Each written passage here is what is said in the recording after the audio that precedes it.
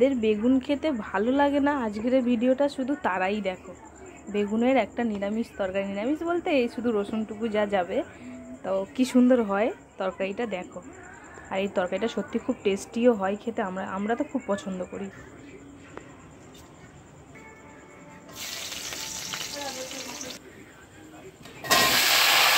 তো যেহেতু পেঁয়াজ আলুর সাথেই দিয়েছি, কারণ রসুন আর পাঁচফোড়ন দিয়েছিলাম বলে, যার কারণে আলুর ওপরেই পেঁয়াজটা ফোড়নটা দিতে হবে, নাহলে একটা কেমন গন্ধ লাগে। কিন্তু এখন যে সেন্টটা বেরোচ্ছে সেটা আরও সুন্দর লাগছে। পেঁয়াজটা এভাবে কাঁচা দিলেই ভালো হবে আলুর সাথে।